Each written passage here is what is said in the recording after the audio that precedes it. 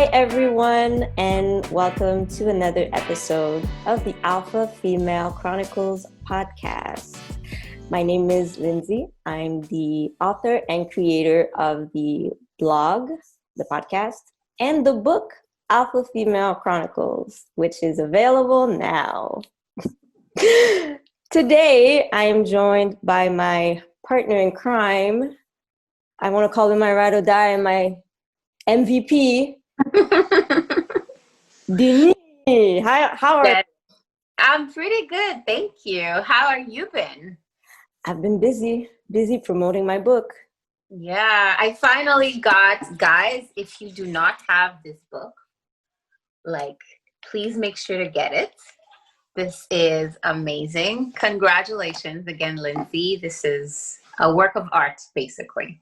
Thank you so much. It's been a year in the making, and it was a very interesting process. It wasn't as difficult as I expected it to be, but it did require a lot of effort, and it wasn't soul crushing. It was just a process that I should have started a long time ago, but now is the right time, and I'm very happy that it's out now and people are buying it. Yeah. And people can buy it on the Friesen Press website, and you'll have more information on the YouTube channel on the website as well. So on today's episode, we're having an interesting conversation based on the poem "A Guy Like You" that is featured in my book. Page 22. Page 22, guys. Follow along with us. So this poem was written in 2008 and it is based on real events, as all of the poems in the book. This poem reflects a situation I was in back then, a situation in which there was a young man who manifested an interest in me, contacted me on Facebook. I think we had mutual friends, and he read some of my posts on my blog, and he was interested in my writing process. He was a musician at his church, and he kind of used his experience as a musician to kind of make a link between his art and mine. And he wanted to pick my brain to see, like, oh, have you ever considered writing songs? And how do you go about writing a poem? Like, oh, Line was like, oh, we should meet up and discuss. And which I thought was kind of sly, you know. He was shooting his shot. Yep. You know, you have to respect the man who shoots his shot. You know, that was very bold of him, very confident of him. So I said, why not?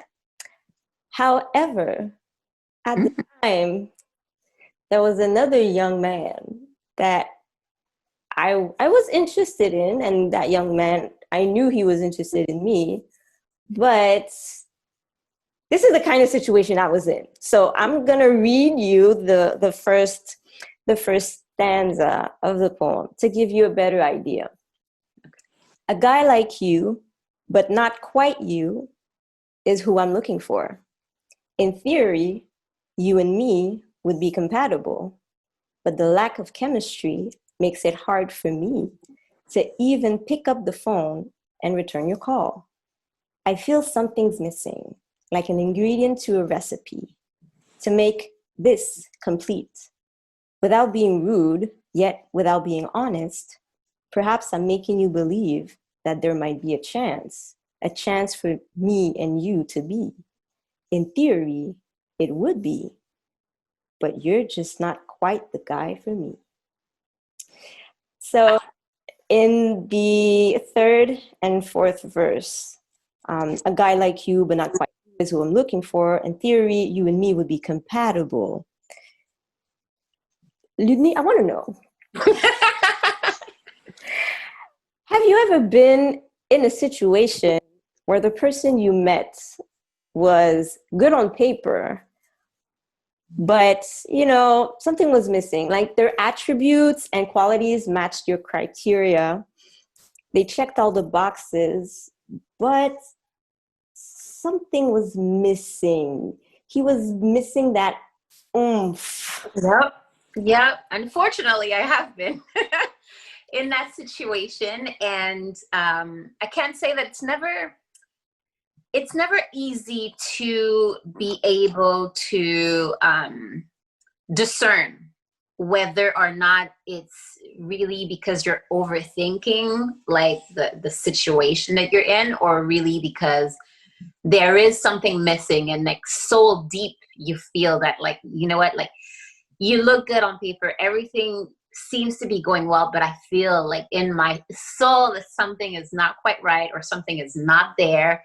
And going further into whatever the situation is would not be beneficial for me. And yes, I've been in that situation. I met a bit like you, this guy that we had friends in common. He slid into my DMs.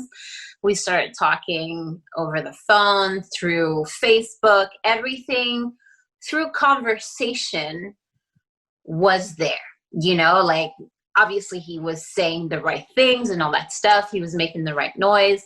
My ear was like attuned to what he was saying. I was like, okay. At first glance, he was quite handsome, very personable, very approachable as a person. So we ended up meeting like a few weeks later. And during that meeting, like everything came to a screeching halt for me. And I was like, oh my God, like, no. And automatically I was like, no. And afterwards we were talking again. And at that point, like, because I had already in my mind kind of like decided that it was over, like everything else was like really felt forced afterwards. And it really felt like I was kind of like pushing myself to do something that I did not want to do. So yeah, it was quite a particular situation. I was honest. I was very upfront about my feelings, how I felt, everything. And he did not appreciate that, mind you. But you know what? It was an indicator. Like it kind of validated what like I was thinking at the end of the day, right? So I was like, okay, you know what? If this is how you're reacting, then I'm good. So yeah. Wow. And what brought the situation to a screeching halt? Was it something he said? Was it something that demonstrated like his thought pattern? What was the turn off? Not even for me. It's really I get a lot of flack for this every time that I talk to like my girlfriends. They're like, oh no, you could build chemistry, things can go, like you can grow to love somebody. And I'm like, yes, absolutely. But in order for something to grow, there has to be a seed, right? And that seed was not there. So when, like I said, everything on paper was amazing. We were talking, we seemed compatible and stuff like that. And when we met, we still had a great conversation. It was easygoing. I felt no pressure, but sitting there in front of him, I could not connect.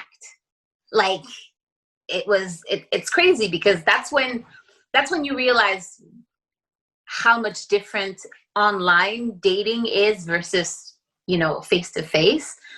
Is we had made that online connection, and when face to face, we had the basis of that connection. So the talking was there, the jokes were going on, but there was no connection. There was no chemistry. I didn't feel not attracted, but I didn't feel connected to him as a person. And that's really weird, like kind of to explain, but it's just the way that I feel. And for me, anyone that I meet, any friend that I have that I've kept for a long time, and like we've known each other forever. It's because I cultivate these relationships because of the connection that I have with the person. So for me, it's important. Like we may not be the type of friends that talk every day or whatever, but because that connection is there, I know that whenever I reach out, like it's always going to be genuine. It's always going to be honest. It's going to be stress-free. It's going to be,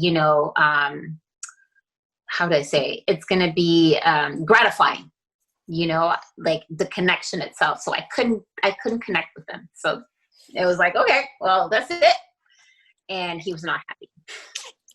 At least you were honest enough to tell him that you didn't reciprocate the feelings, you didn't feel a connection. And I think it's unfortunate because I totally understand what you're saying. Sometimes there's just no connection, even though the person checks all the boxes. The person could meet all, the criteria. And it's not necessarily like something that is superficial.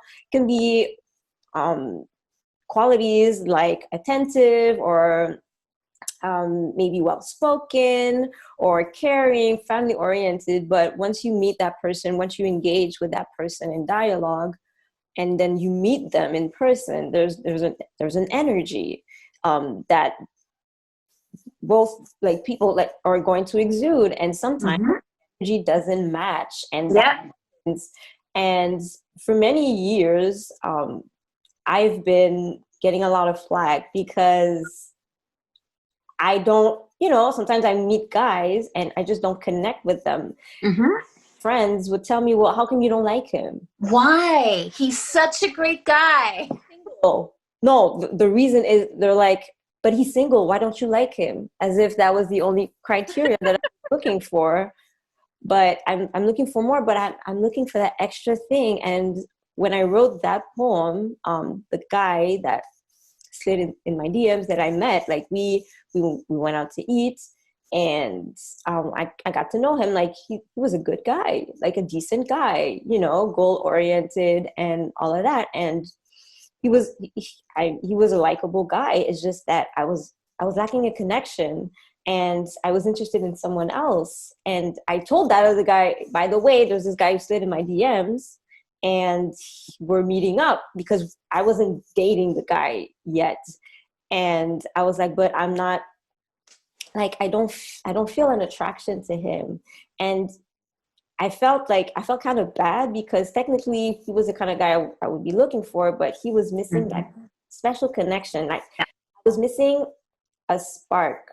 There was a spark, like the same way you explained, the way you maintain friendships, you cultivate them, because at the start there was a connection. That helps you to carry on that relationship and nurture it and treasure it.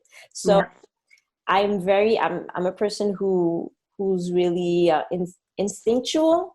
So I have a good instinct when it comes to people. Not everyone is able to do that, and I'm not saying it's foolproof, but so far it has served me well in terms of friendships. I've had friendships for almost all my life, like friends that I've had since kindergarten, or elementary school, high school. I met you, I was 19? Yeah. So, and we're still friends, but there was that connection. Yeah. It had to start with a special connection. And sometimes people, they misinterpret connection with attraction. Exactly. Sometimes they misinterpret infatuation with connection. They're like, oh my gosh, but I love him so much. I gotta be with him. Sometimes it can mislead you, but there are times where it's very telling. So you don't necessarily want to engage any further with someone with whom you're lacking that special connection, because if you're really willing to invest in a relationship with someone, you better make sure you got a connection. And I'd like to refer to a point that you mentioned when your friend would tell you you can learn to love him. And that's going to bring me to another part of the poem. Would it be fair to incessantly compare you to him, knowing that you aren't quite what I'm looking for? Would it be wiser to be with you knowing that you come close to what can actually be without you actually being the one I want, without me enjoying the very thing I long for. So basically, sometimes it happens where we're in a situation where there are two individuals who manifest an interest at the same time. One of them has the upper hand, and the other one, you're like, should I just stay with that person because, hey, he's good enough? Or, There. should I, basically, is it ever okay to settle for less in relationships? Is good enough good enough? Should we get ourselves a might as well person and learn to love them? What's your take on that? Oh my God. You know what? If I get flack for this response, I will. I personally believe that there is someone out there for each and every one of us. And unfortunately, society has conditioned us into wanting the template, which is you go to school, you go to college, you go to university, you get the job, you get the guy, you get the wedding, the house, the kids. So that template does not leave place for self-discovery, and it does not leave place for your intended, to come to you, right? And automatically, us women, unfortunately, we have like this one-track mind where we tell ourselves, this is who I want, and we have this whole list of criteria, and without really taking the time to analyze whether those criteria really match yourself, right? So I personally say no, do not settle for less. Do not go with the might as well, because unfortunately this is kind of like blocking your own blessings. Like, you don't want to be in a situation with somebody where you're building a relationship, and then a year or two down the line you meet the guy, and mind you, it happens so often, and then you have to live with regret all your life, and then you have to live with the, oh my God, like, what if it had been different, or what if I had waited, or what if I hadn't been where I am now, like, so then it creates a whole slew of like of confusion, of dissatisfaction for no reason, when all you have to do is wait, right? Mm-hmm. And listen, I'm not saying it's easy. Listen, I've been single for a long time. I've been waiting for a long time. Yes, I've had, me too, the reflection, like, what if, like, is it so bad? Like, should I? But like, at the end of the day, I can't compromise that thing that I know for a fact is that, like, the person who was made to complete me is out there somewhere, and I'm just waiting for him to kind of, turn around the corner from my place and say, hey, I'm here.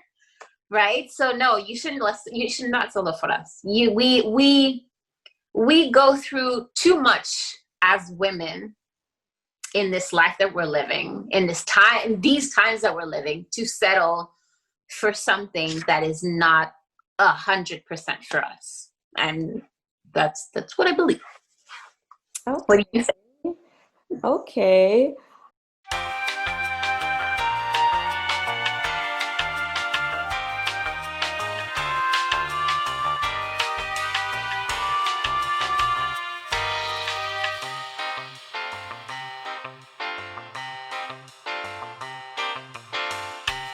Everything good?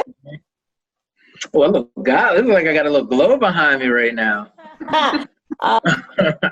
Did we say 6 or 5 today? Have you been waiting for an hour? I mean, we started recording at 5:30 because I was wondering that maybe something had happened to you, or you were like, I don't know, stuck somewhere. No, I thought we said 6. I said 5 because you told me at 7 you had something else. So I said, let's do it at 5. So, but you know what? You're here now. You're here I'm now. sorry.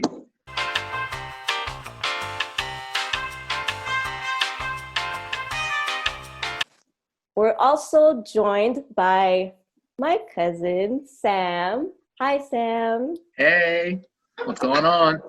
Thanks for having me. I'm very happy to have you on the podcast. I will let you introduce yourself to the audience. Okay, I'm Sam Archer. I am creator and founder of Mastering the Man, which is a men's lifestyle brand. The concept behind it, I basically felt like there was a need for a male role model that wasn't a celebrity. These celebrities, these people in these limelights, they're one of a million, which makes them top tier, you know?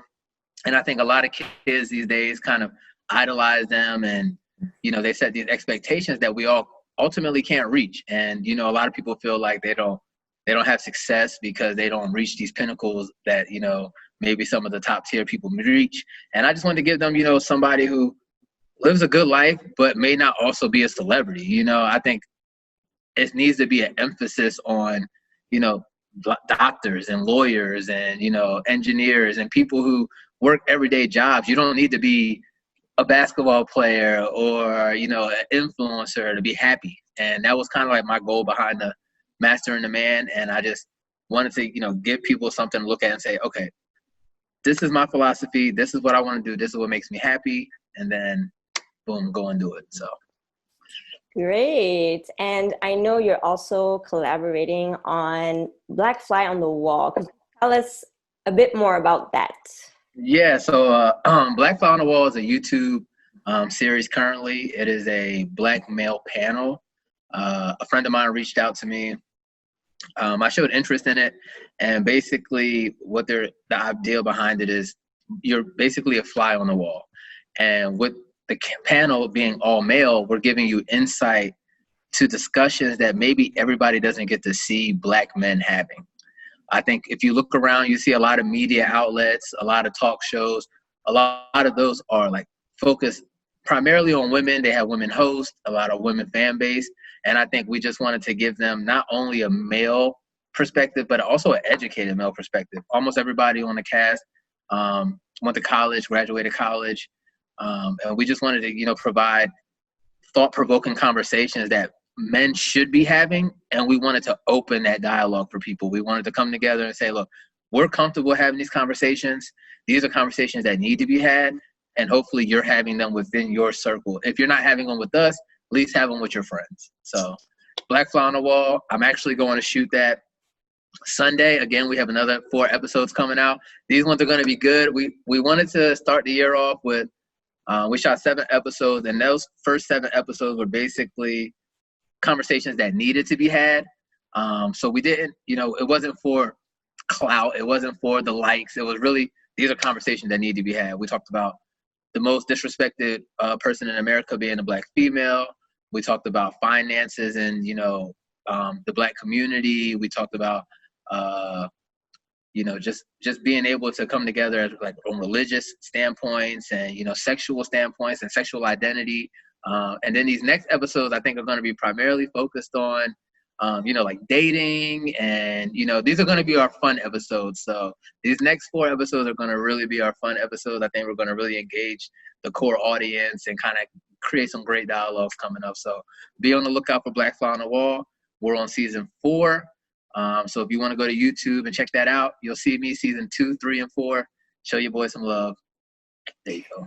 That's so great. It's such a great concept. And it goes well with the Alpha Female Chronicles. You know, yeah. We're on the same path. We're on the same goal. We have the same purpose. So I'm very excited about that. And I'd like to mention that Sam is single. I am. Ladies, you know what to do. At Mastering the Man. Put my at up somewhere around here. At Mastering the Man. Come out, let your boy. we'll take care of that. I got you, cuz.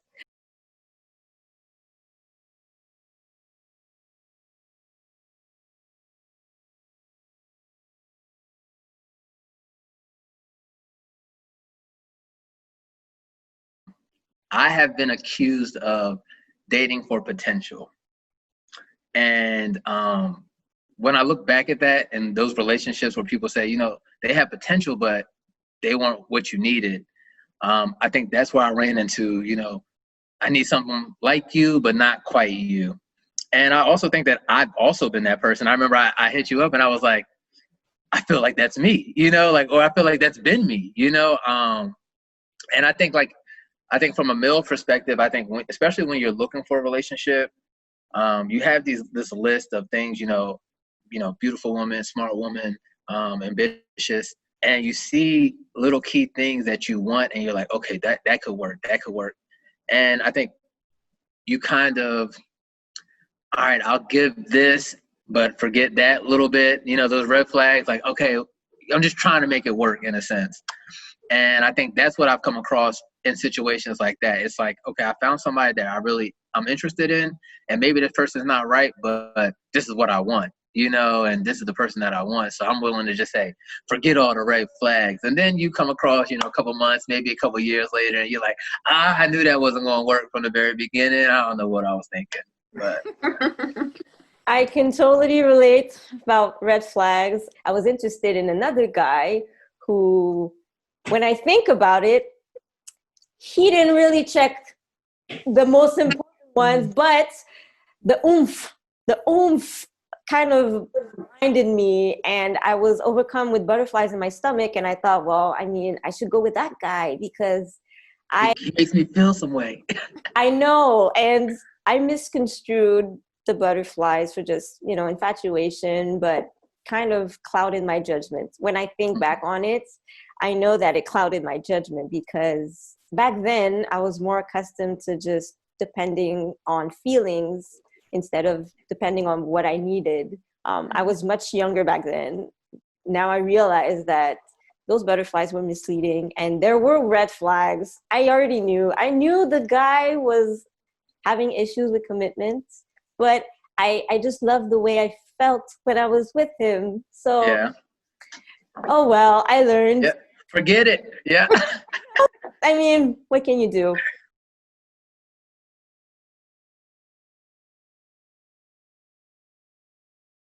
I think, and don't get me wrong, this isn't a final thought, but I'm learning, I'm growing. I've been single probably like 8-9 months. So readjusting and getting ready to, jump back into the dating world. These are things that I've self-reflected on. Even when I was reading your poem, I'm like, am I acting like this? Or, is this like, which parts of these are me? Or what, have I been this guy before?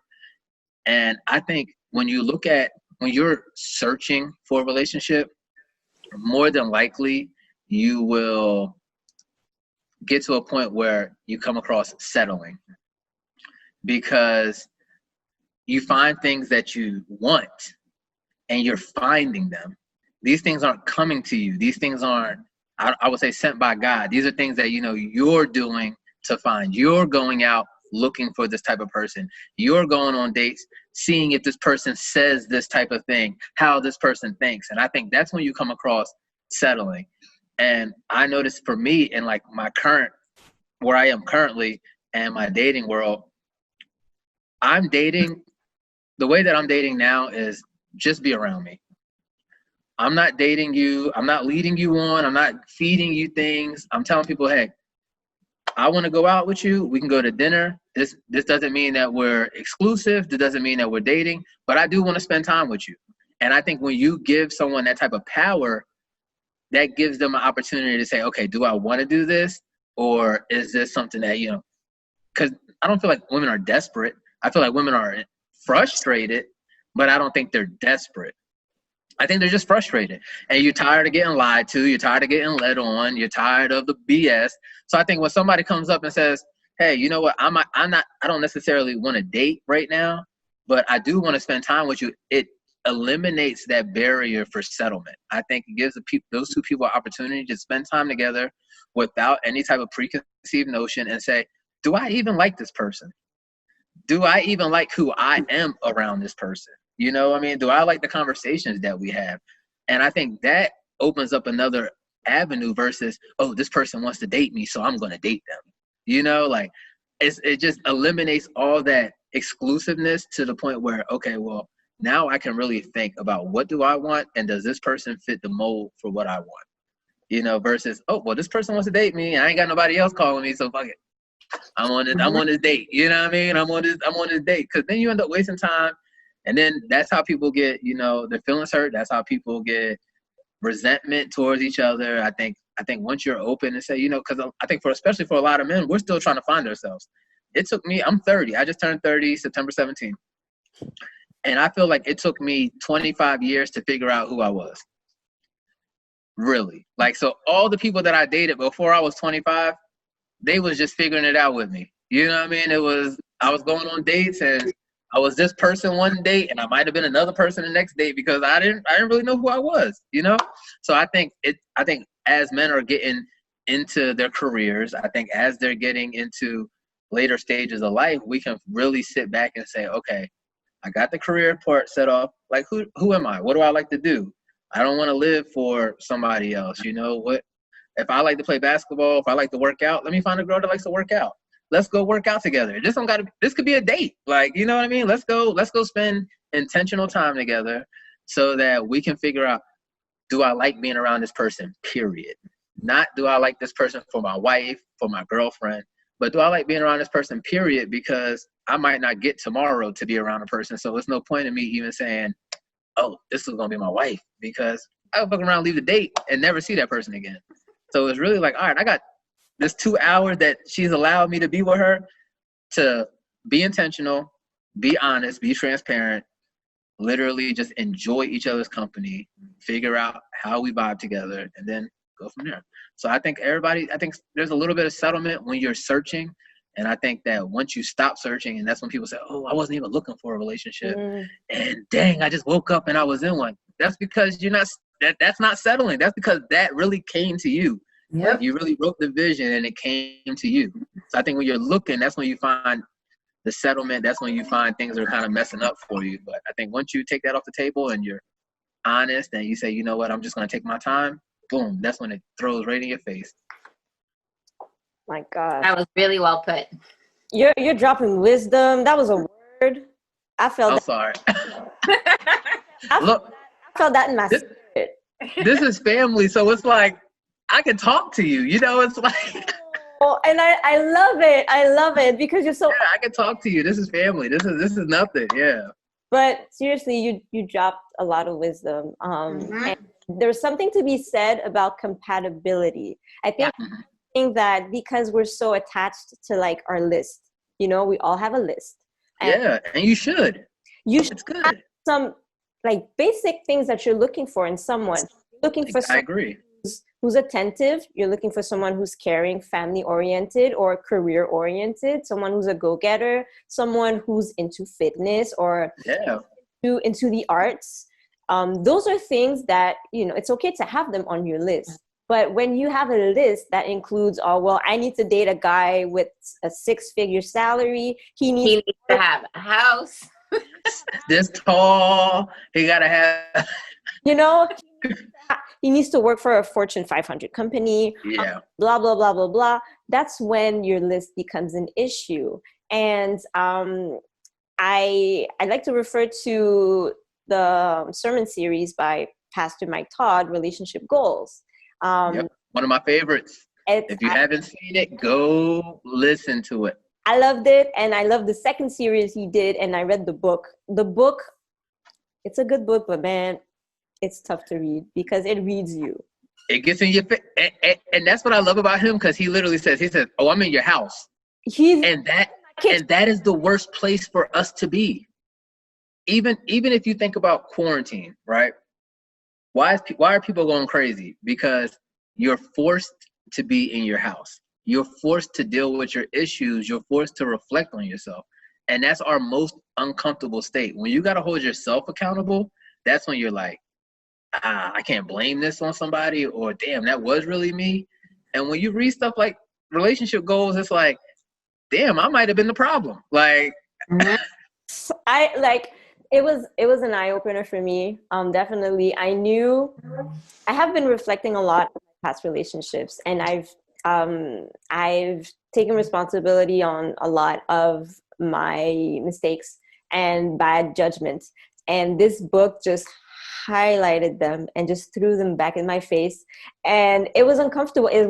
There were chapters that I was reading quickly because I was like, this hurts, because this is bringing me back to a period in my life where I was just in relationships where I knew I wasn't getting what I was looking for and what I deserved, but I was longing so much to have companionship and compatibility that I resigned myself to being with someone who I knew was not boyfriend material, someone I knew who was having issues with commitment, someone who would ghost me.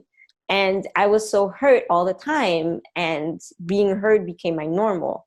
And it made me realize that, there are a lot of things that skewed my judgments when it came to relationships, when it came to looking for love, looking for someone to build something with. And I know that for me, a lot of some of the factors that affected my perception of relationships was either I love R&B. Okay.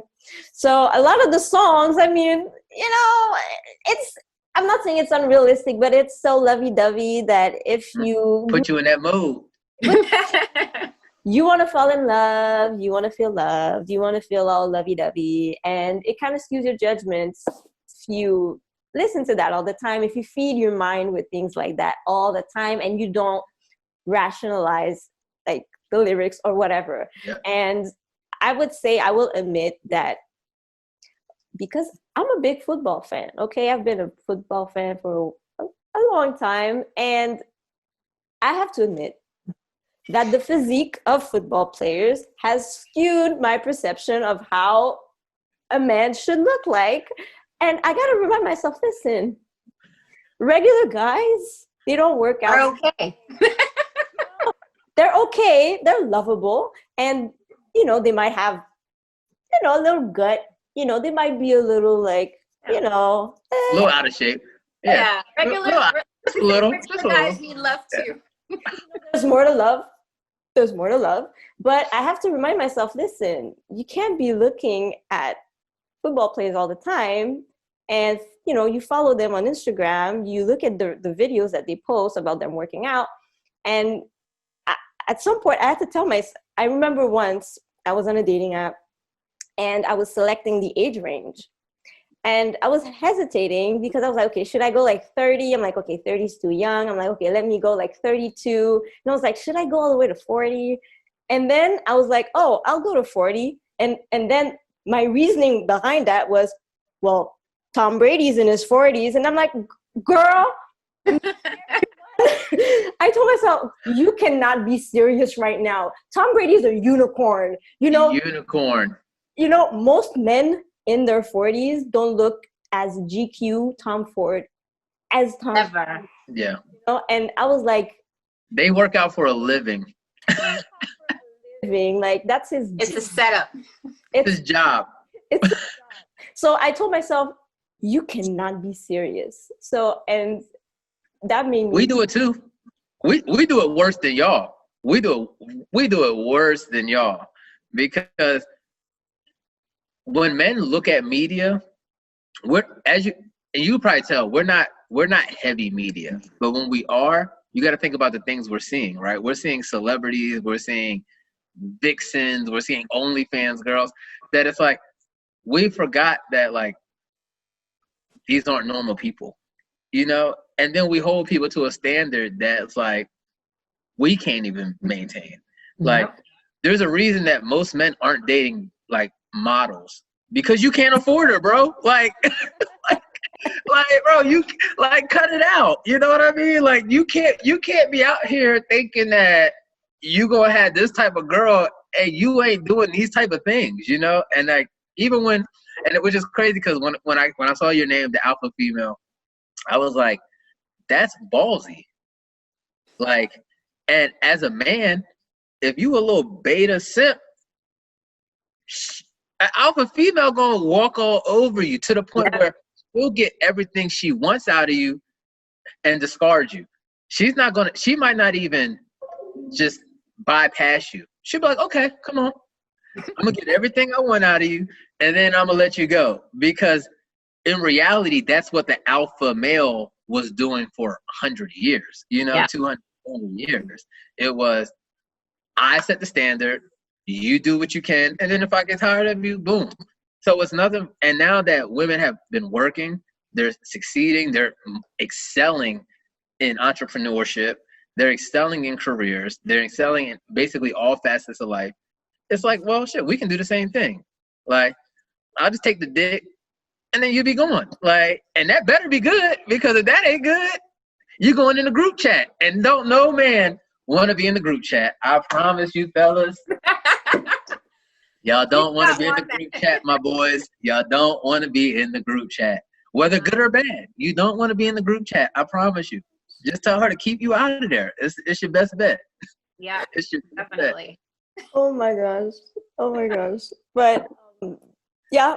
What Meg say? If it ain't snapping, it didn't happen. Ain't that what she said? The dick ain't snapping, it ain't happen? Oh my gosh. Okay. All right. Hey, all right. Hey, you invited me. I know.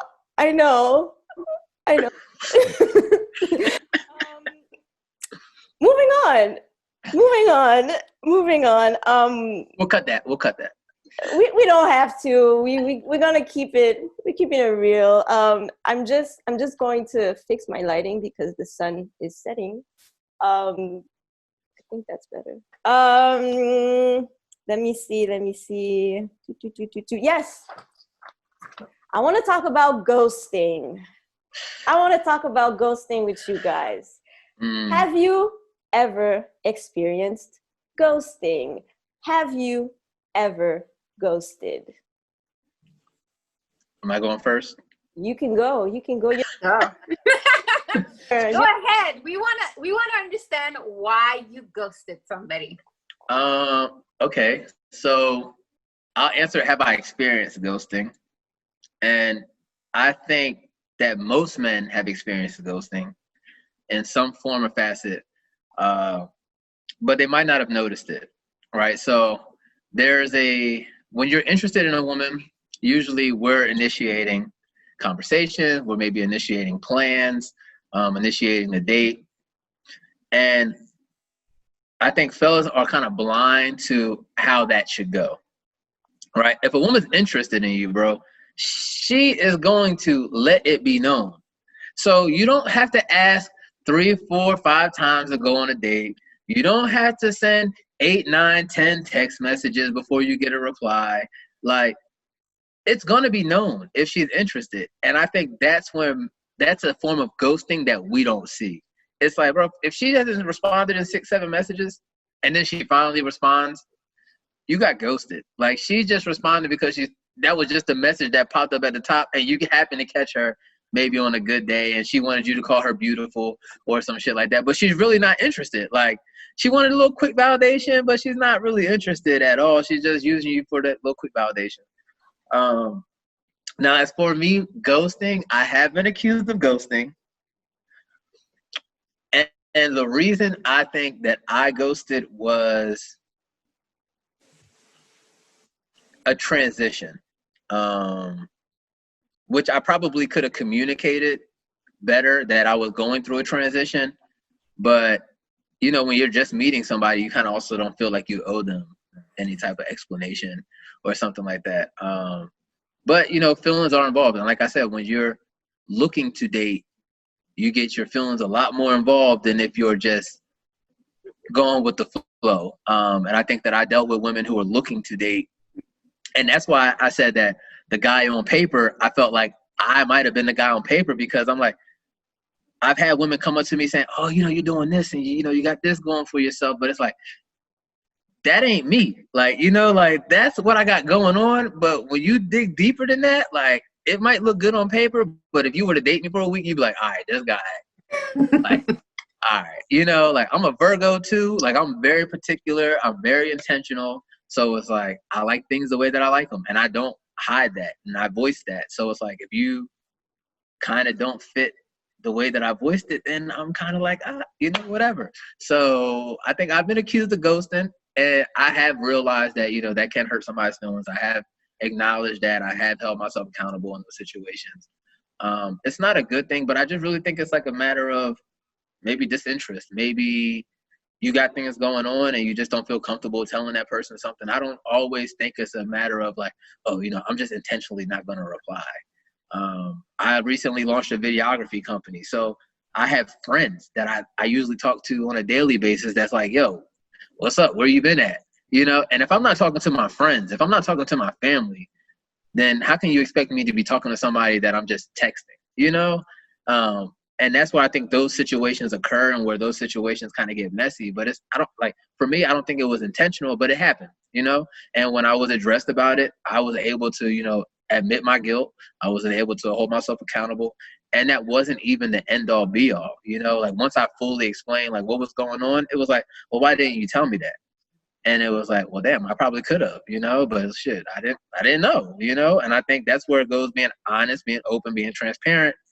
It comes back into play because now I can tell you things without you getting upset. Or even in past relationships, I would, like, when I would go to my girlfriend about something, I'd be like, yo, I need my friend, not my girlfriend. Like, I need to tell you something, but I need my friend. I don't need my girlfriend. Like, I need to tell you something like important, and I need to be able to express it, but I don't need you to reply as my girlfriend. I kind of need you to just be the homie real quick so that I can get this out, because you might not like it. And I don't want you to take it personal, but I'm just venting right now. You know, like I need my friend, not my girlfriend. And I think when you start that way, you can open up those doors a lot easier than when it's like, okay, well, I'm dating to find a girlfriend. And then it's like, well, are y'all friends? Because the moment you need a friend, who the hell are you going to go to? Mm-hmm. And then I think that's when people end up talking to that friend that they probably shouldn't be talking to. Oh yeah. Being in situationships, being in all these. What was Jada in? What was she? Entanglements. Yeah, being in entanglements because you don't have a friend in your person. You know, as I'm developing, as I'm going through life, before you need a wife, before you need a girlfriend, you need somebody that you can just talk to, somebody who you can tell like, yo, you know what, I had a shit day, like. And it doesn't have to be like, oh, I had a shit day, but we still got this date tonight, and I got to be boyfriend, and it's like, yo, I had a shit day. All right, cool, we can just chill, like. And you need somebody that's kind of down to earth with you like that, so you can navigate the changes, because there's gonna be a time where she's gonna say, you know what, I had a shit day, and maybe she was supposed to make dinner, but fuck dinner, like, you know what I mean? That's when your friend mode got to kick in, like, yo, all right, I get it, like, you know what I mean? Fuck it, I'm gonna order some pizza, like, whatever, we can just chill. Because that's what a friend would do. It wouldn't be, well, you were supposed to cook dinner tonight, and now we ain't eating, and now, and that's when you know, because then she gonna be, yeah, my nigga tripping because I was supposed to cook dinner, and and entanglement right there. So hang up the entanglements, go get you a friend, then build the relationship. Well, not even build it. Let the relationship come, but, you know, don't ghost. If ghosting intentionally, you ain't shit. But if you ghost them because, you know, things are going on, at least try to tell them. Maybe you don't want to tell everybody all your business, but, you know, hey, I got some things going on. I might need some time to myself, or you might not hear from me for the next couple of days. Boom. And they'll respect it most of the time. And if she doesn't respect it, real shit, kick her to the curb, because you being honest and you being open. And if she can't respect that, then she can't respect you. And that's really what it comes down to. Because a girl kick a nigga to the curb quick. And I feel like fellas, we kind of hesitant with it. It's like we kind of scared, like, oh, damn, but she bad. Like, I ain't trying to lose her. It's like, bruh, let the right person come around, and she will hop out your car and go get into the car with a man she's supposed to be with, like, in a heartbeat. Be intentional. Be open. It's going to suck sometimes. Sometimes it won't, but, you know, you'll be good. It's scary. Relationships are scary. They are very scary. Dinny, do you wanna? I know that's a tough act to follow, but would you like? Definitely it's a fact to follow. No, I'm late, so I'm trying to like get it all out, you know.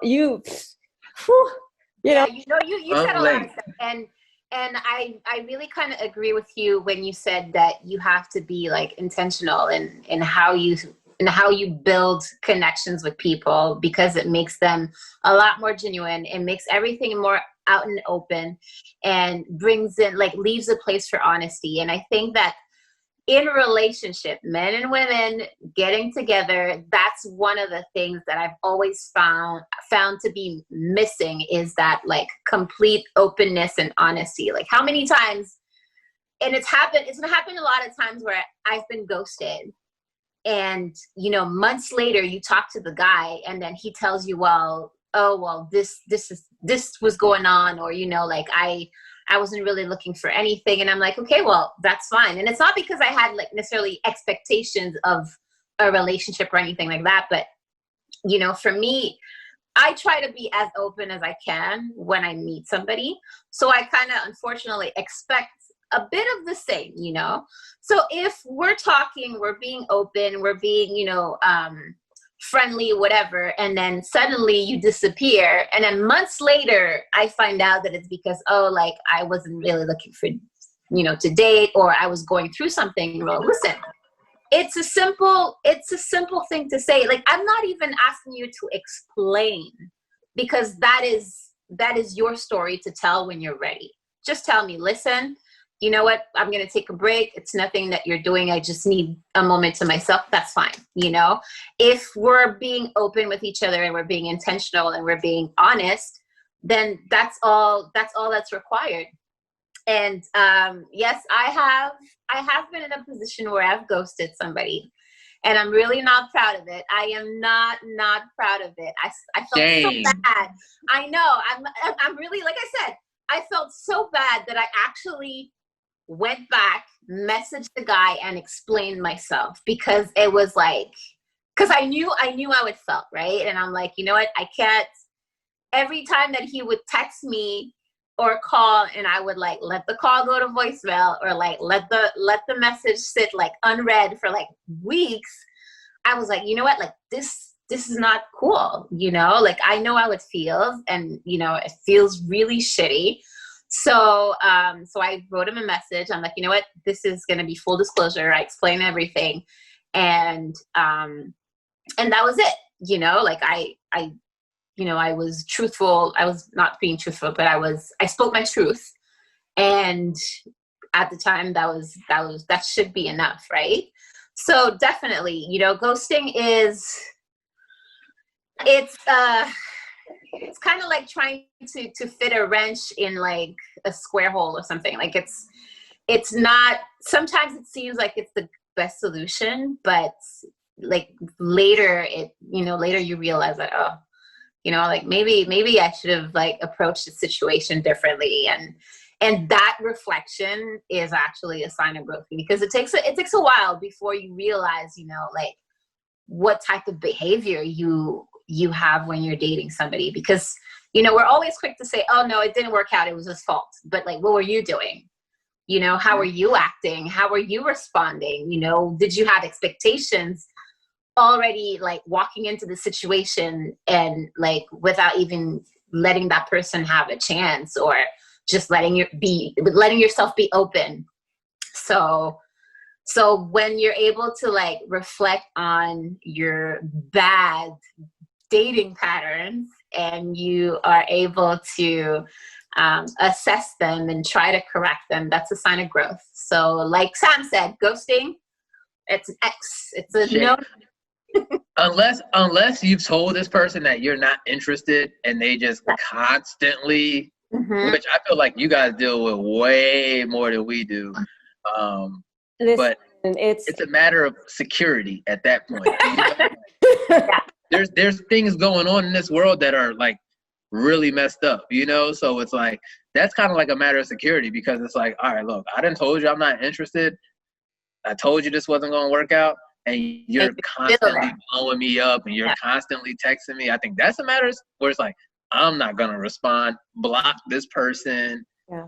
Get them off my text log or whatever. I think that's okay then. Like I'll give y'all a pass for that. But it definitely is okay in those situations, but and those situations are pretty extreme. But I feel like the most normal. most of the time where there's ghosting involved, it's really, in my opinion, it's selfish. It's selfish, and it's also a lack of maturity. I know I've been guilty of ghosting. I believe it. How rude. I was immature, and there were guys, especially when I was younger, like teenager. I mean, I feel like the guy in the poem got ghosted. Or at least he should have. well, From what I've read, I feel like he got ghosted. he didn't get ghosted. It kind of fizzled out. That's ghosted. It fizzled out. It's not ghosting. It fizzled out in that situation, but in situations prior to that, I have ghosted, and I'm guilty of that, and I felt bad, and I just didn't know how to communicate to these guys that I was not interested. I was not attracted to them. It's not that they weren't great guys. It just, I didn't feel a connection to them. And unfortunately, I have been ghosted many times. Ghosting had become my normal. So that kind of screwed me up. The guy that I'm referring to in the poem, the other guy, ghosted me. So I kind of, I felt bad, and it's not that I regretted my decision to go with the other guy. It was someone that I was genuinely interested in, but however, he was not emotionally capable of being in a relationship for whatever reason. And he did not know how to communicate with anybody, from what I could tell from his lack of communication skills technologically. So I was on the receiving end of his ghosting, and there have been other situations where I was ghosted when I'm going to go there. When I was in high school, I was supposed to have a date for the prom. And a few days before prom, I was calling my date, and you too? And he didn't. No way. He didn't respond, and I was really worried. I was like, "Yo, I've been telling my friends that I have a date for prom. I mean, they want to see who this guy is, and I was really looking forward to going to prom with him." And I had a really beautiful dress that my mom made, and I was really looking forward to it because it's a big deal. It's your senior prom, And one day I called him.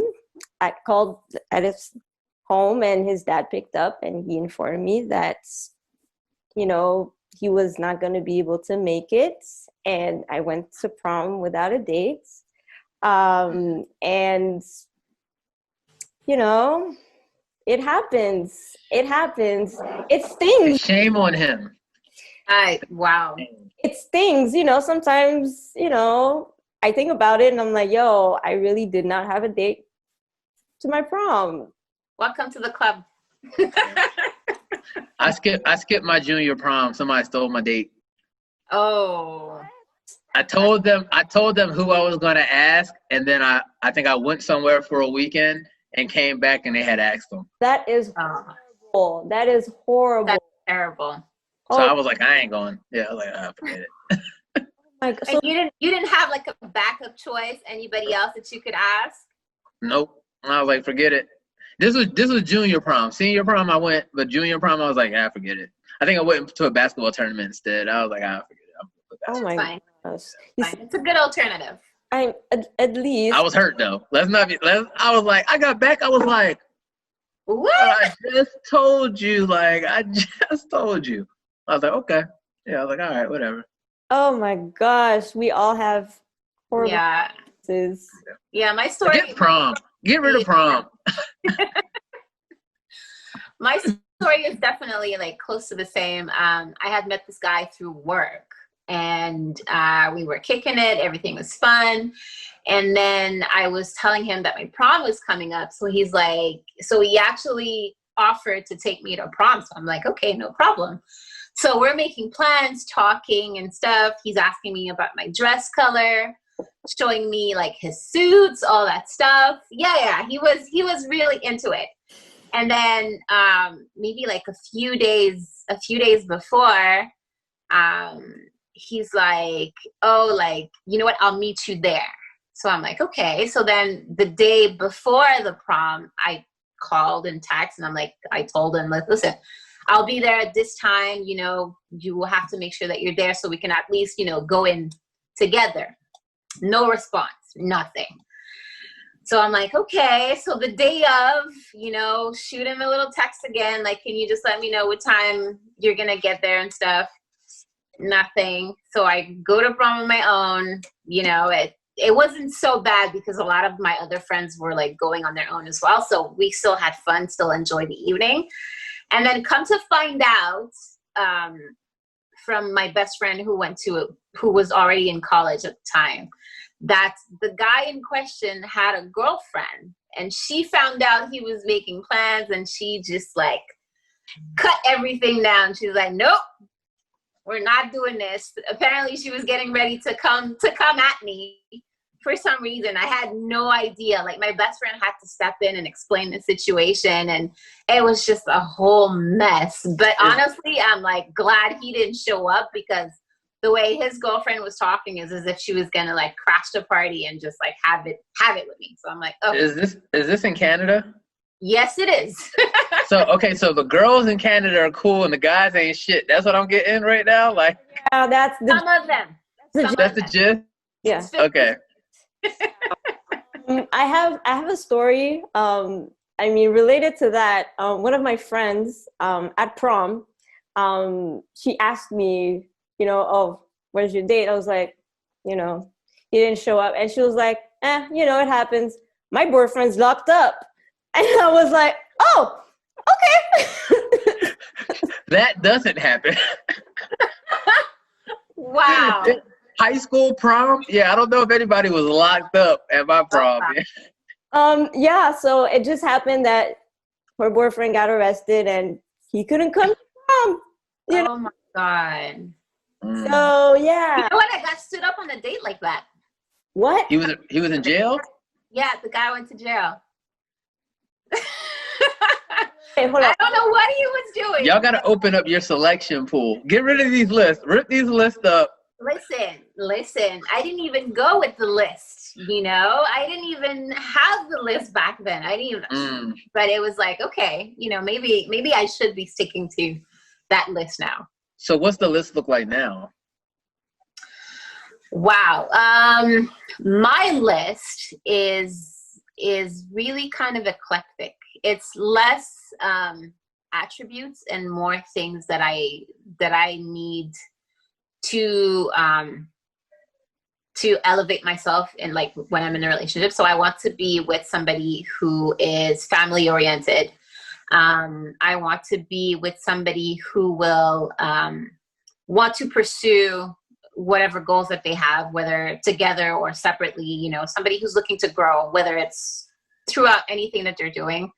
I want somebody that is spiritual, open to learning, open to growing, open to loving, you know, the way that's not just like how we're like conditioned to make things happen. You know, we don't necessarily have to like get married, get engaged, get married, have the big celebration. Like, it has to flow between us. I'm looking for somebody who's not going to be rigid in the way that they are, just because I find that I myself am like, I'm no longer, how do I say, I'm no longer not interested, but like, I don't feel like I need to restrain myself in terms of like the template. I was telling Linsay earlier, that template, you know, like, I finished school, I went to university, now I need all that other stuff, you know? Yep. So I societal standards. Exactly. So I just want somebody, you know, who's willing to like go against the grain with me, and we'll navigate things together. That's the way. I feel that. I feel that. Everything else is a plus. You know, if you're taller than me, that's fine. If we're the same height, no problem. My back Not shorter though. Well, you know what? Listen. Oh, did you? There's the thing with a guy being, for me, I find it funny. You know what? Some people find love that way. Big up to them. I would like at least my height or taller. I'm like almost 5'8", so, you know, somebody shorter, it's like, I can't wear, well, it's not that I can't wear heels, but like, there's always that disparity, Yeah. You know, like and you'll be tempted not to wear heels because then you'll be towering over exactly.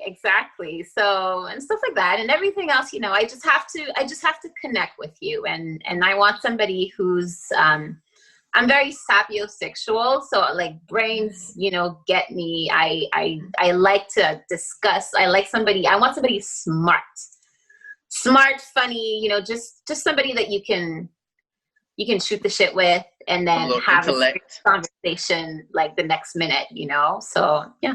Yeah, I can think that. That's a good list. That's a very good list. I try. It takes a lot of growing to get. I'm about to say that was an intentional list. There was a lot of thought and days and months in that list. Oh yeah, definitely a lot. Yeah, it shows a lot of maturity. It shows also that you're more seasoned when it comes to the dating game, and you know more about love, and you've had a few bad experiences, and you really know what you want and what you don't want. Yeah. Is I think the basis of a list when you're grown. You know, when I think about what I was looking for back in the day, or when I was in my 20s, in comparison to what I'm looking for now, maybe like early my 20s, I was looking for things that were more material, superficial. But now I just, you know, it's because it's looking for someone nowadays is very difficult, and I haven't had the best luck, to be honest. I've been single for a long time, and it's just looking for someone and finding someone that has that compatibility, that person that really meets those basic criteria. Like for me, for sure, I'm looking for a man that has a relationship with God, because that's the foundation of who I am, and everything in my life revolves around my relationship with God. So to be with someone that doesn't share that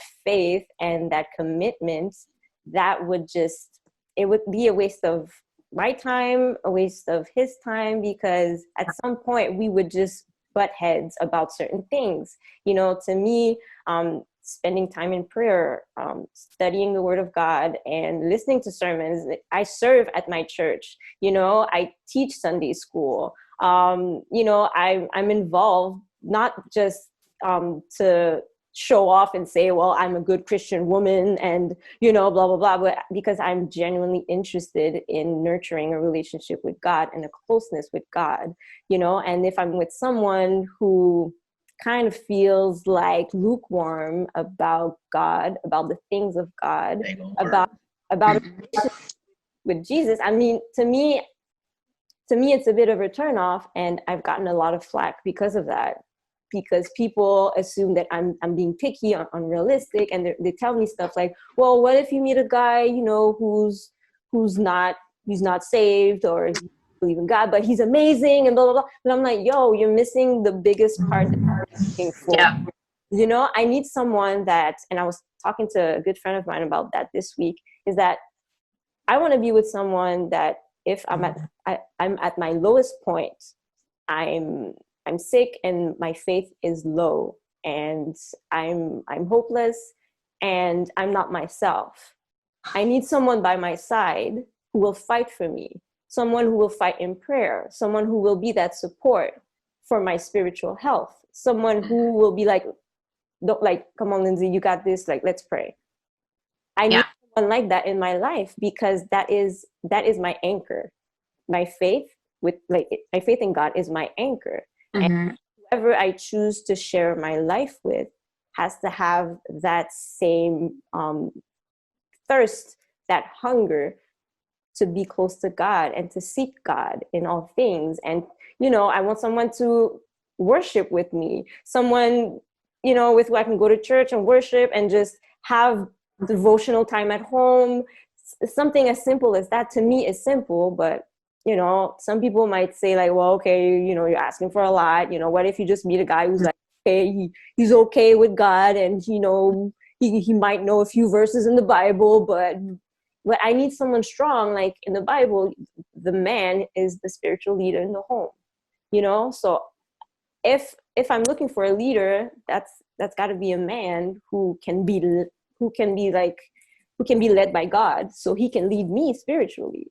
That's my vision, and that's what I'm looking for. But when you're looking at modern society, like it's for some people it's not a requirement. So I'm kind of going against the grain here by longing for something that might be a bit more difficult to find than someone who doesn't have that requirement on their list. But that, to me, that's like non-negotiable, because when you're in a relationship, the person you're with has to be your support system, right? Regardless of faith, when you're in a relationship, you want someone to have your back. You're looking for like a boo, but you're looking for a homie, and homies have your back. So when you're with someone, you want to feel that they have, like, you have the support, they have your support.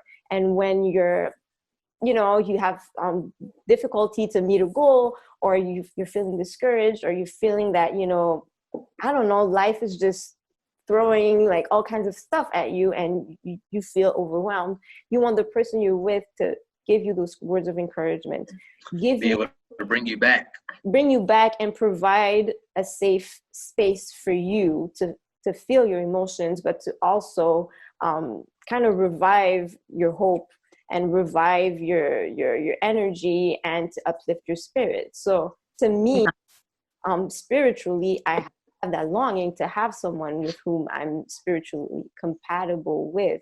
Yeah. That's like the biggest part of my list. And, I have other like parts of my list that are like, okay, I'm looking for someone who's very attentive, caring, someone, yes, family oriented, someone who's into the arts. I mean, I'm a writer. Am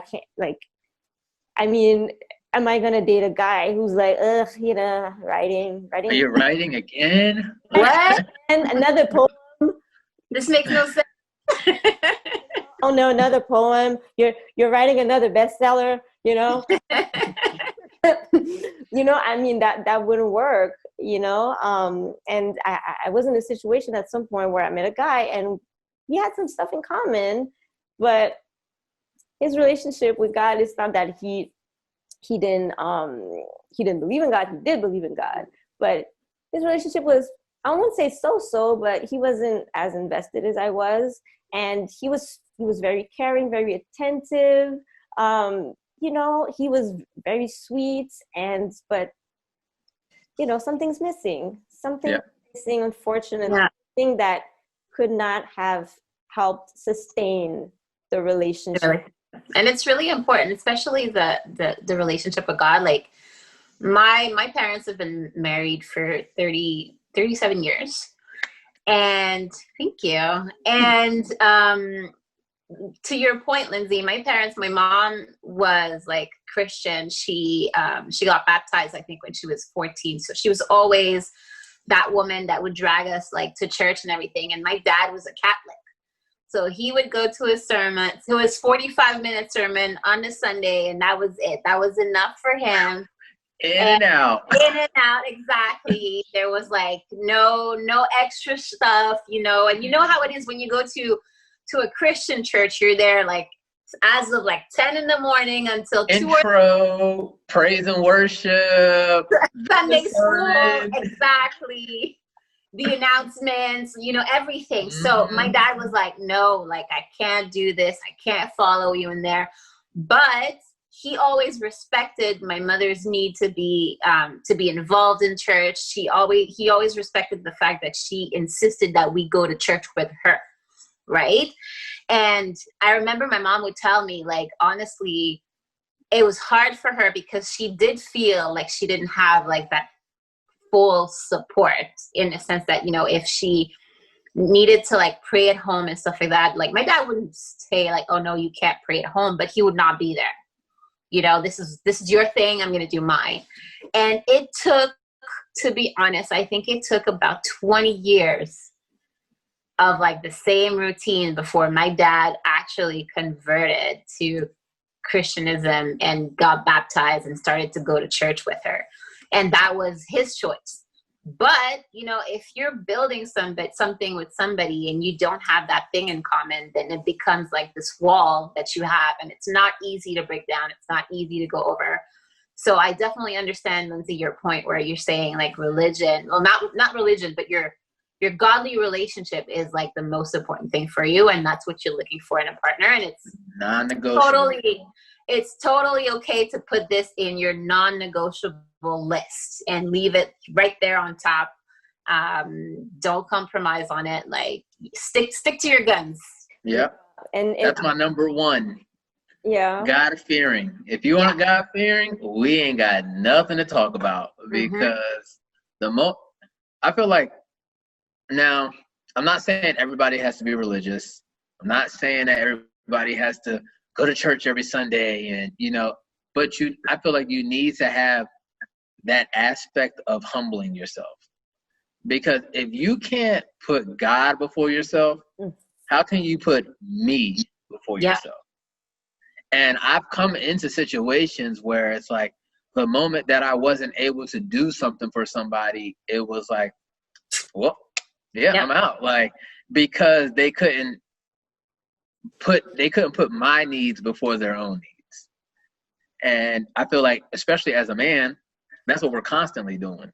Like, it's going to be God, the kids, the wife, the house, the job, everything. I'm somewhere down here toward the bottom of the list. Once I knock off all these, then I'll probably take care of myself. But if I don't have anybody saying, okay, well, you know what, I need to put him first, because I can't put myself last and then come dead last on everybody else's list, you know, at the same time. So I think when you have somebody that's God-fearing, they say, okay, well, look, God, I'm going to handle you first. Then I can put, like, that's when you can kind of lower yourself, because you're like, all right, well, somebody got me. I got to get somebody the same way that I want somebody to get me. And I think that's where that godly relationship comes into play. And I think a lot of times for men, where we struggle with it is we're not really emotionally backed. I feel like women go through things emotionally that kind of put you at a rock bottom type of situation, where you're like, oh, I'm at my lowest, you know, like maybe you were heartbroken. Maybe you're like, you know, like I just feel terrible. Like, and I feel like that kind of leads you with an open heart to God. I feel like that emotional damage, and I don't want to say damage, but like that emotional heartache kind of leads you to God, and you're like, okay, God, like I'm submitting, like I'm done. Like this is just not working. And I think for men, it's like more of a worldly thing. Maybe I lost my job. Maybe my wife left me. Maybe maybe I lost a child. Maybe I lost a sibling, or, you know, something that kind of worldly possession that kind of destroyed me. And it's like, all right, I can't do anything else. I'm going to church. Like, and I think that's where a lot of men are like, you know, they're like, like I ain't got nothing else. I'm going to church. And then it's like, dang, like this is exactly where I needed to be, you know. And especially for me, like I got baptized in 2015. I was a senior in college. I was getting ready to graduate. And for me, it was a situation of I didn't want to start a new chapter without God. I felt like I had went as far as I could, and I really didn't feel like I deserved to be where I was, because I had not honored God the way that he deserved up until that point. So I was like, yo, God, like, look, I don't want to learn the hard way. Like, and I really have conversations with God like this. Me and him are like, that's the homie. Like, I really be like, yo, God, look, all right, listen, bro. Like, listen, I don't want to do that no more. But it's like, I feel like I really sat down and have a conversation with him. And I was like, look, I don't want to learn the hard way that I should have let you lead my life. And that's when I was like, okay, I'm going to get baptized. Like, I'm gonna like get into my word a little bit more. And the thing is like, and Linda, to your point, like, I don't feel like you have to be that every Sunday church person and, writing in your Bible and, maybe you don't do devotion every day, but I think if you have a want or like a desire somewhere in there, there's going to be things that draw you to him that you can hear a lot more than whether you're like, religion, God, like, I don't believe in that stuff. I'm not spiritual. And I think that's where people are losing in life. I think when things aren't going your way, like, what do you have to live for? If you're not living for God, something that you can't see, if you can't humble yourself to love and just seek something that's not tangibly touchable or feelable all the time, then how can you expect something to move in your behalf in the world? Like, you want that job, but maybe you didn't meet all the requirements, or maybe your application, like maybe your resume is trash, but it's like, how can you really expect like God to pull through for you in that moment and you don't really believe it, like, and I think that relationship with God is so important for me, because if I lose it all, I need my wife to be able to handle it. I need to be able to trust you and not figure out like, oh, if I ain't got it, she gonna quit, or she's not strong enough to hold down the family, And I think in past relationships, that's a conversation that really I struggle with, and that kind of ultimately ended some relationships. I didn't trust people with my future. I trusted myself, but it was like, well, if I ain't got it, what are you gonna do? Like, you're not already going after this thing, or you're not already seeking these things and seeking something for yourself. So how can I expect for you to do that for me and our family if you're not even doing it for you? And I think, like you said, a man's a spiritual leader in the household. Like, who's leading you if it's not God? Like, that's where you got to kind of be like, that's why it's a non-negotiable, because it's like, well, if you're not getting led by God, which is, the ultimate, the most high, like, but then who's leading you? Because this is the positive. And if you ain't going to the positive, then you got to be going to the negative. And I ain't got time for negativity. And most people don't have time for negativity, period. So I think, like, as the man, you kind of got to have that relationship. And I told somebody the other day, they were like, what if God isn't real? What if these things aren't, what we say they are? If that makes me feel like a good person, then what does it matter? Like, and they were like, well, you can't argue that. If I feel like this is what truly makes me a good person, if I feel like I'm intentional, if I feel like I'm giving myself, wholeheartedly, and I'm, putting myself out there to a situation where I'm trusting something, but that I can't put into words, and I feel like in my heart that I'm doing the right thing, then who am I to say that I'm doing the wrong thing? Who are you to say that I'm doing the wrong thing? Who are you to say that this isn't working? And I think that's what we struggle with, because it is a situation of, I can't see God. I can't always hear God. And I think when you're looking for a word, that's when you find it. But if you're not looking, that word gonna keep coming right past you. I told a buddy of mine, he's going through a situation. I said, I saw God twice. I said, God tried to warn you twice. I said, the third time, he going to make sure it sticks and you're not going to like it. And he was like, damn. Because I even pointed out to him, and if I can see it, then you should have been able to see it. Because I'm like, God done warned you twice. I said, he done got you out of this one, and he done got you out of this one. I said, he not going to do it 3 times. The third time, you're going to be like, okay, like, now I got to learn the hard way. That sucked. That was terrible. I'm done with that. Like, I wish I didn't go through that. And that's what I said. Like, that's what led me. I was like, yo, God, I don't want to have to learn the hard way. And that's really what kind of led me to even start Mastering the Man. I'm trying to save people from learning the hard way. How many times did somebody tell you something in high school, in college, and you were like, nah, yeah, whatever. And then now you look back, you're like, damn, like, I should have listened to that person. Even me, like, you know what I mean? I'm like, yo, I heard things when I was 15, 16 that could have saved me 5 years of my life. 5 years, that's a long time. Do you know what can happen in 5 years? Like, I heard things when I was in high school that could have, I could have been a millionaire probably by now, that I just wasn't ready to hear, and I think that's because, one, I didn't have a role model. I didn't have a tangible role model. I didn't have somebody that looked like me doing the things that I'm doing, going through the things that I'm going through, that was cool, that was popular, that was a good figure to look up to.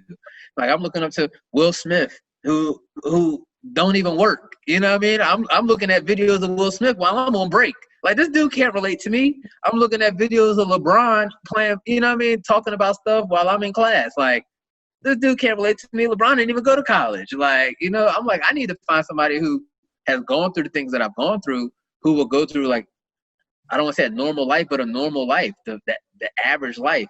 I think people feel like average is like a bad thing. And like, you don't have average without the outliers. Like, there's a reason that these celebrities are the outliers. There's a reason that everybody's not Jay-Z. There's a reason that there's only 5, 6 Black billionaires, like, in certain industries. And that's because those are the outliers. And if you want to be an outlier, you got to start with the average and then build up from there. That's the starting point. And I feel like people are trying to bypass the starting point. And it's like, it's okay to be average. It's okay to be the norm, because once you're the norm, then you can figure out how to not be normal. That's a lot of good wisdom there. It's definitely a lot. You were. I'm just a vessel. Isn't that what he says? Just be a vessel. I'm just a vessel. You are a vessel. You were preaching. I mean, I'm sure. I don't play about God. That's my guy. I mean, listen, I don't play.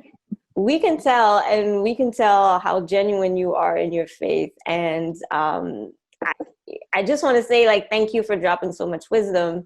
And Linny, I want to thank you all. Hopefully it helps somebody. That's all I want to do, is help somebody. It's helping me. I'm receiving it. I mean, if this was like meant to be for one person, and that was me. I mean, I got it. I sincerely want to thank you guys for taking part in that episode. I'm glad. You guys were sharing a lot of wisdom, and I know a lot of people will benefit from everything that was said on this episode. Would you guys like to say any final tidbits of wisdom? Get the book. Get the book. Get the book. Bestseller. Book. Let's make it a bestseller, for real. Bestseller. I would love that. I'm one of the preview, one of the few people who's show off to see the cover beforehand. So online, when I saw it, it looked great, but like seeing it and then actually feeling it and having it with me, it's just really priceless, and it's precious. I'm very happy that people are supporting this book and supporting the podcast and the new website. I'm excited. This is a new chapter for me, and can't wait to see the good fruit that come from this new venture. And I'm invested in providing quality content and thought-provoking poems, so people can have a conversation after listening to the podcast and after reading the book. So once again, I'd like to thank you guys, and thank you to our listeners and to our viewers. Stay tuned for more content on the Alpha Female Chronicles YouTube channel. And you can listen to the podcast on Apple Podcasts, Spotify, Google Podcasts, and many more platforms. I will provide you with all the links on the website, on Instagram, on the Facebook page as well. So on that note, we'll see you next time. God bless, and keep the conversation going. Bye, guys. Tell all the fellas to get in here, because you can learn from this. Definitely. Fellas, don't be shy. Don't let the alpha female name fool you. This is where you get the gems. Like, this is where you learn the thought process, fellas. There you go. Absolutely. He didn't say it. He said it. Yeah, he said it. And also, ladies, You can check out Black Fly on the Wall. And every week. every week? All right, every week.